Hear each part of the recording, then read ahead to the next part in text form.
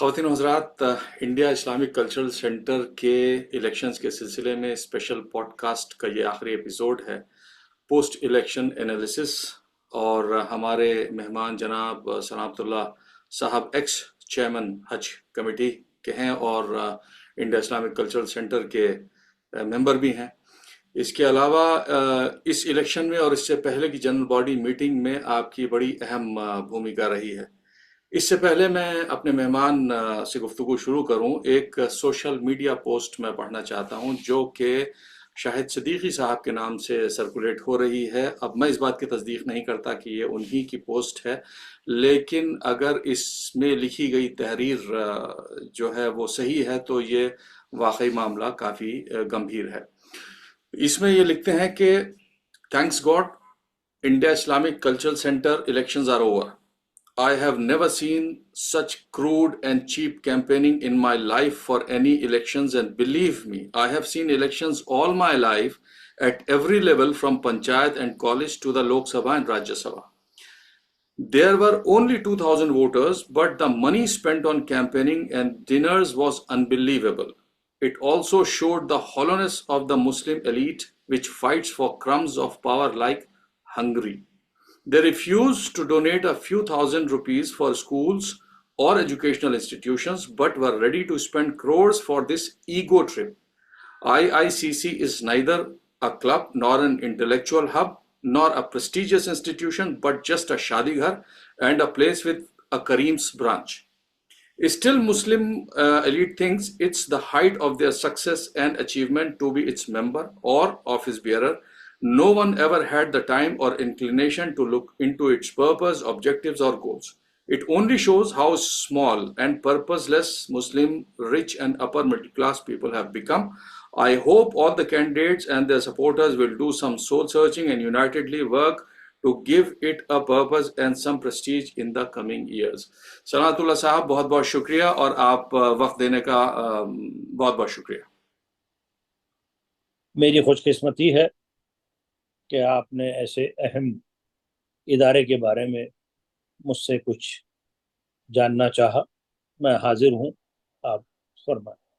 यही मैं जानना चाहता हूँ। इससे पहले भी मैंने गुफ्तगू करी जो इस इलेक्शन के मेन कंटेंडर्स थे बमै सलमान खुर्शीद साहब के। व्हाट इज अहम अबाउट दिस इंस्टीट्यूशन, और ये जो इस पोस्ट में लिखा गया है इसके बारे में आपके तासुरात क्या हैं?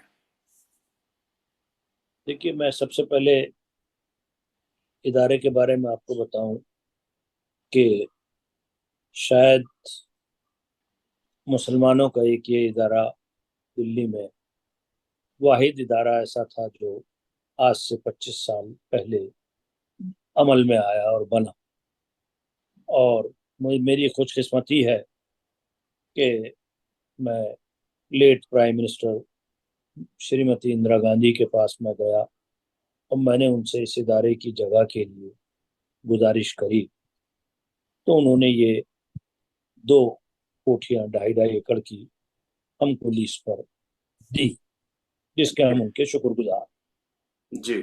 उसके बाद हमारे कुछ बुजुर्गों ने, जैसे हकीम अब्दुल हमीद साहब, हमारे जस्टिस हिदायतुल्लाह साहब उस वक्त के चीफ जस्टिस ऑफ इंडिया थे, उन लोगों ने मिलकर इस इदारे को कवानीन, इसका MOA वगैरह बनाया और इस इदारे को आगे लेके चले और इस इदारे को बनाया। नाम इसका इंडिया इस्लामिक कल्चरल सेंटर रखा।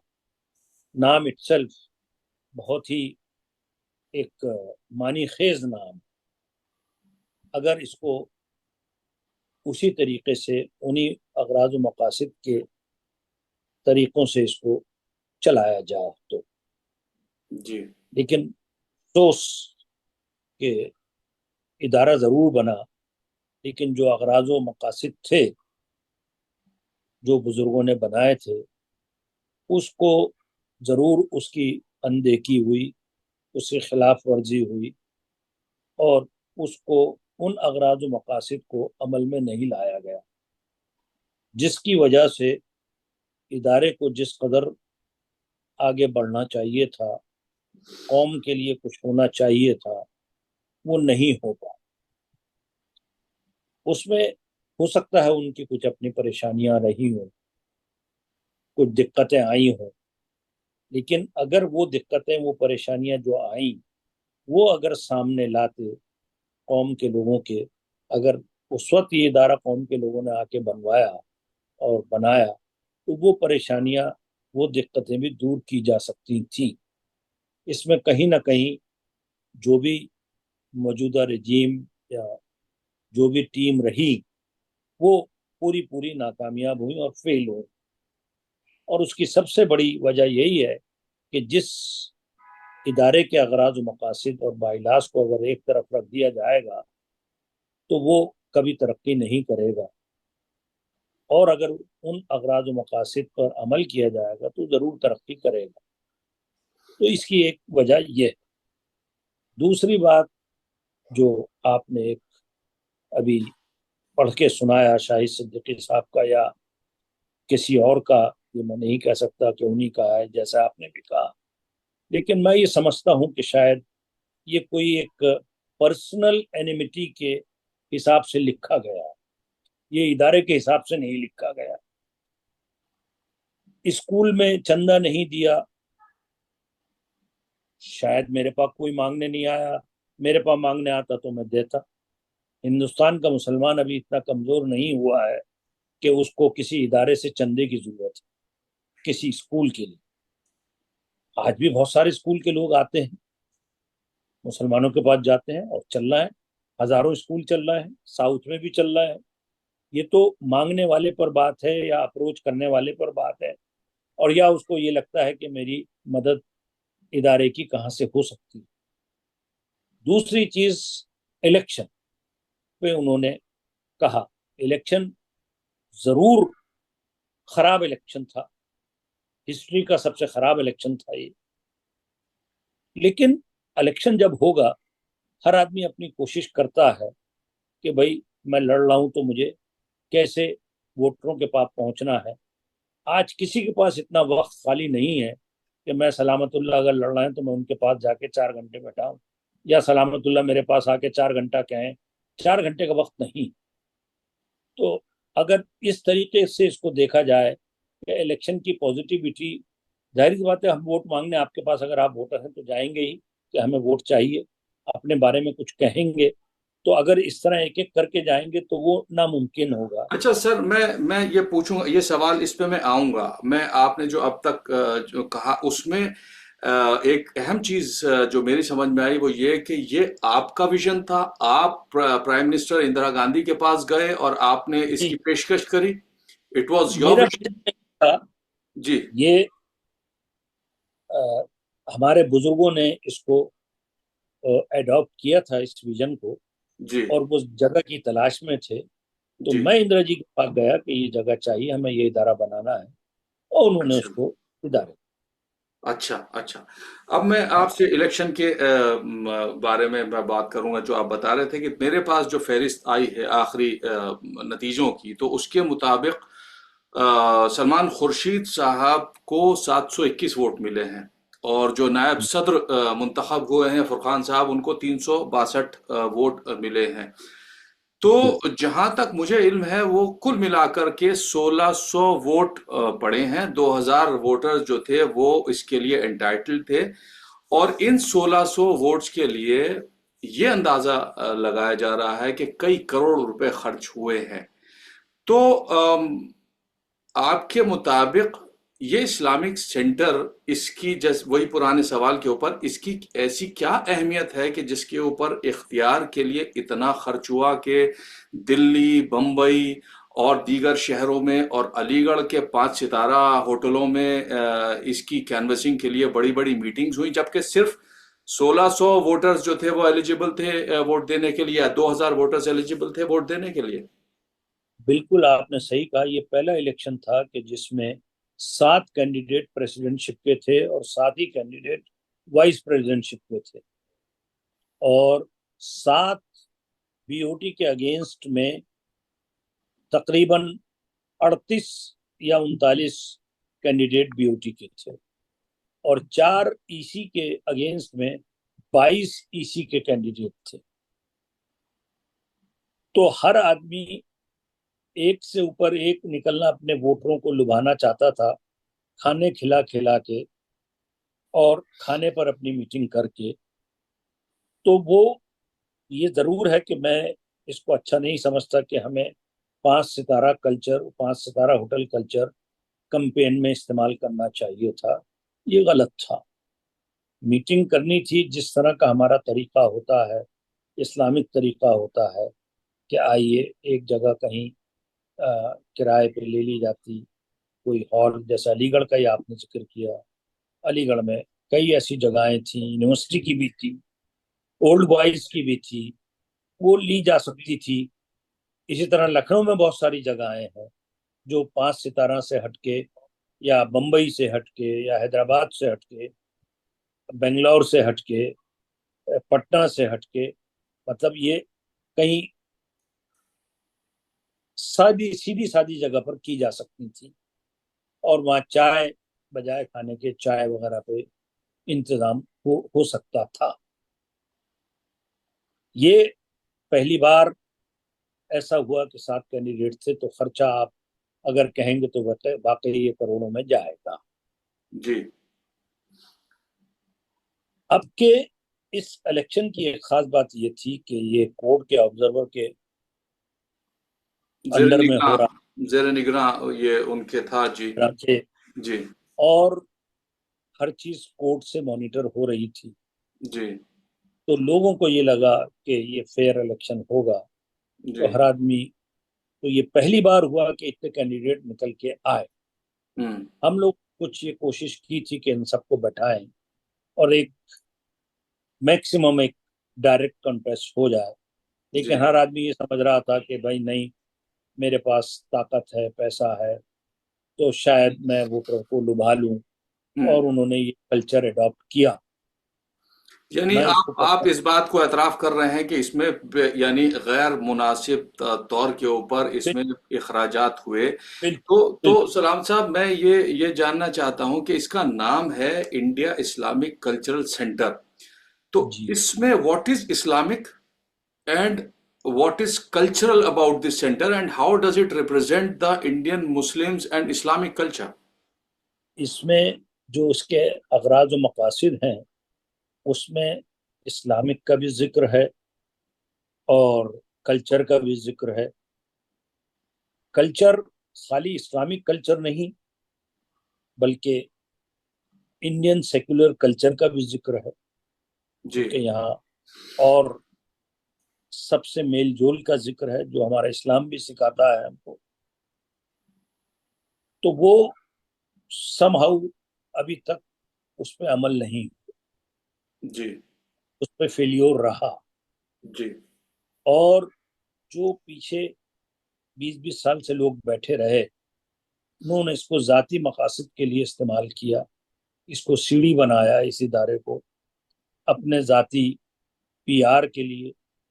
کیونکہ جب انڈیا اسلامک کلچرل سینٹر کا نام آتا ہے تو کم سے کم جو ہماری فورن مسلم ایمبیسیز ہیں یہاں کنٹریز کی، وہ اس ادارے کو بڑی عزت اور احترام سے دیکھتی ہیں. ظاہر سی بات ہے، جب ادارے کو دیکھیں گی تو اس کے صدر اور بی او ٹی کا بھی احترام وہ اسی حساب سے کرتے ہیں. تو ان لوگوں کا کافی اس طرف وہ رہتا تھا. اب یہ تھا کہ اس کو ادارے کے لیے استعمال کیا جاتا تو بہت اچھا ہوتا، نہ کہ ذاتی تعلقات اور ذاتی مفادات، چاہے وہ تجارتی ہوں یا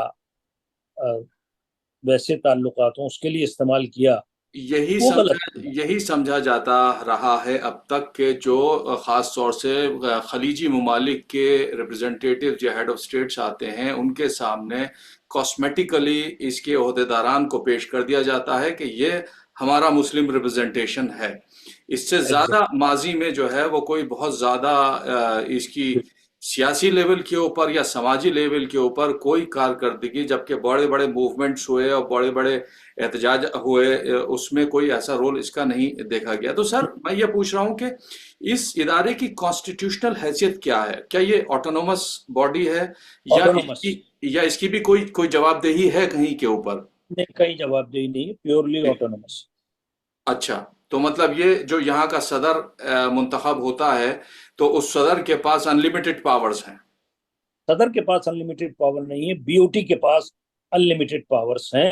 اچھا افسوس اس بات کا ہے کہ جو 20 سال سے بی او ٹی کے ٹینیور میں اور صدر صاحب رہے، جی، وہ بی او ٹی والوں نے ایک لفظ ادارے کی موافقت میں یا ادارے کی بہتری کے لیے استعمال نہیں کیا، بلکہ انہوں نے صرف صدر کو خوش کرنے کے لیے، صدر کی ڈکٹیٹرانہ انداز کو سراہنے کے لیے وہ اپنی بھی پاور ان کو گروی رکھ دی کہ آپ فیصلے کریے جو آپ چاہیں۔ اچھا، اسی لیے اس کی جو ممبرشپ دینے کا جو طریقہ کار ہے وہ اس کے اختیارات بھی صرف صدر کے پاس ہیں کیا؟ نہیں، اس کے لیے بی او ٹی کے پاس ہے، قانون میں تو بورڈ آف ٹرسٹیز کے پاس ہے، جی، لیکن صدر صاحب نے اس کی ایک کمیٹی بنا دی اور آخری ویٹو اپنے پاس رکھ لیا۔ اچھا، ویٹو جو پاور، قانون ویٹو جو ہے وہ صدر کے پاس ہے، وہ ڈینائی کر سکتا ہے ممبرشپ اپلیکیشن پہ؟ قانون کے حساب سے نہیں کر سکتا، جی، دھن کے حساب سے کر سکتا ہے، کہیں کے حساب سے؟ اپنے زور پہ، اپنے قانون ہی نہیں کر سکتا، جی، اچھا، اپنی ایروگینسی کے حساب سے کر سکتا ہے، جی، اپنی سپرمیسی کے حساب سے کر سکتا ہے، وہ جو کرتا رہا، اچھا، قانون کے حساب سے نہیں۔ لیکن قانون جب تک نافذ نہ کیا جائے تب تک تو پھر قانون کاغذ پہ ہی رہتا ہے نا پھر وہ۔ جی، اچھا، میں یہ آپ سے پوچھ رہا تھا کہ کم سے کم کاغذوں کے اوپر یہ جو ادارہ ہے یہ مسلمانوں کے ایلیٹ کا ادارہ ہے، اس میں ٹاپ نوچ پولیٹیشنز ہیں۔ پچھلے الیکشن میں عارف محمد خان صاحب جیسے سیزنڈ پولیٹیشنز جو ہیں انہوں نے اس کو لڑا تھا الیکشن۔ آئی پی ایس ہیں، آئی اے ایس ہیں، بڑے نامی گرامی، آپ خود ایک بڑے نامی بزنس مین ہیں۔ تو اس میں جس لیول کی پالیٹکس اس الیکشن میں دیکھنے میں آئی ہے تو وہ بالکل اس رائٹ اپ کے مطابق ہے جیسے کہ پنچایت کے اور اس کے الیکشن ہوتے ہیں، اس طریقے کے حربے استعمال کیے گئے۔ بلکہ یہ بھی سننے میں آیا، مجھے پتہ نہیں صحیح ہے غلط، کہ الیکشن والے روز کسی ایک پینل کا آر ایس ایس کنیکشن ثابت کرنے کے لیے وہاں کچھ لوگ موٹر سائیکلوں پہ آئے اور جے شری رام کے نعرے وغیرہ بھی لگائے۔ I am not sure. تو اس الیکشن سے جو آپ کیونکہ سینٹر میں ہے، دلی میں ہے، جو پاور کا مرکز ہے، تو مسلمانوں کے مائنڈ سیٹ کا کیا میسج جاتا ہے؟ دیکھیے، افسوس اس بارے یہی رہا کہ اس کو R S S versus Congress کر دیا گیا، یا جی، کانگریس نے اس کو R S S versus Congress کر دیا گیا، کیونکہ سلمان خورشید صاحب ہارڈ کور کانگریسی ہیں اور ماجد تالی کوٹی مسلم راشٹریہ منچ کے سرکردہ ممبر ہیں یا کوئی عہدہ سنبھالتے ہیں۔ انڈیویجول کیپیسٹی میں نہیں سمجھتا کہ دونوں اگر آتے اور الیکشن لڑتے اپنی قابلیتوں پر تو ایک الگ بات ہوتی۔ تو یہ ایک پالیسی کے تحت، الیکشن کو جیتنے کے تحت، غیر آر ایس ایس کے لوگوں نے اس کو Congress versus R S S کر دیا، مسلمان ورسز آر ایس ایس کر دیا، کیونکہ سراج قریشی صاحب کی سپورٹ پہ وہ آئے تھے اور وہ 20 سال سے سراج قریشی صاحب اپنی یہاں منمانیاں کر رہے تھے۔ تو وہ جو غصہ لوگوں میں تھا 20 سال کا، وہ اس ٹرن پہ اس کو لے آیا کہ آر ایس ایس ورسز مسلمان یا R S S versus Congress کر دیا۔ اور یہ بہت افسوسناک بات تھی جی، کہ جو بھی الیکشن لڑ رہا تھا وہ اپنی ذاتی خدمات پہ لڑتا یا ذاتی پروگرام پہ لڑتا، لیکن یہ کمپینرز نے اس چیز کو اٹھا کے ادارے کے حق میں اچھا نہیں کیا۔ آنے والا وقت ادارے کے لیے خطرناک ہو سکتا ہے ان حالات سے جو اس الیکشن میں گزرے ہیں۔ اللہ نہ کرے ایسا ہو، اللہ تعالیٰ اس ادارے کی حفاظت فرمائے۔ بس آخری سوال سلامت صاحب کے، سلمان خورشید صاحب نے اپنی وکٹری سپیچ میں بہت پرومسنگ اور بہت ہی ری ایشورنگ باتیں کہی ہیں، تو آپ اس ادارے کے پازیٹیو کنٹریبیوشن کو لے کر کیا پر امید ہیں کہ آنے والے وقت میں حالات؟ میں سلمان خورشید صاحب سے بالکل پر امید نہیں ہوں، اس کی وجہ یہ ہے کہ 15 سال پہلے وہ یہاں سے الیکشن لڑے تھے اور ہار گئے، اور جس دن سے وہ ہارے اس 15 سال میں آج تک وہ ادارے میں کسی اے جی ایم میں نہیں آئے، کسی اور میٹنگ میں نہیں آئے، شاید شادی میں گئے ہوں، شاید کسی فنکشن میں گئے ہوں، انہوں نے اس ادارے کو مڑ کے نہیں دیکھا۔ اس کے علاوہ وہ خود 15 سال میں 10 سال منسٹر رہے، فورن منسٹر بھی رہے، مائنورٹی منسٹر بھی رہے، لا منسٹر بھی رہے، تو انہیں اس وقت یہ ادارہ کبھی یاد نہیں ہے۔ یہی نہیں، ان کو کبھی ان اپنی منسٹریوں میں قوم کے لیے کوئی کام انہوں نے نہیں کیا۔ یہ ان کا پیچھا ریکارڈ ہے، اور جیسے میں نے کہا، اس کو ہر آدمی اپنی ذاتی مفاد میں اس ادارے کو سیڑھی بنا کے آگے بڑھنا چاہتا ہے۔ یہ بڑے افسوس کی بات ہے۔ آپ کو بڑھنا ہے، اپنی قابلیت پہ بڑھیے، ادارے کی خدمات کو انجام دیتے ہوئے بڑھیے۔ تو مجھے کہنا، یہ پروگرام دینا بڑا مجھے افسوس ہے کہ انہوں نے جو پروگرام دیے ہیں وہ بھی ایم او اے کے خلاف دیے۔ جو ایم او اے ہے ہمارا، وہ تو پڑھ لیا ہوتا انہوں نے کہ میں یہ کمیٹی بناؤں گا، وہ کیا آپ کا ایم او اے اس کی اجازت دیتا ہے؟ وہ ماشاءاللہ بہت پڑھے لکھے ہیں، بیرسٹر آدمی ہیں، اور اچھی وکیل ہیں، سپریم کورٹ کے سینئر وکیل ہیں، اور ایک اچھے خاندان سے تعلق بھی رکھتے ہیں۔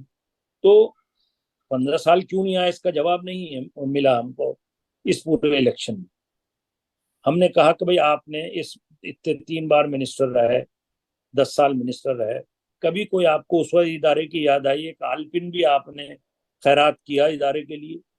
پہلے ادارہ مانگنے نہیں آیا مجھ سے۔ تو اگر جس آدمی کی یہ سوچ ہو کہ ادارہ مانگنے آئے گا تب میں کچھ دوں گا، تو یہ ایک افسوس کا مقام ہے، اور ادارے کے لیے بڑی اچھی بات نہیں۔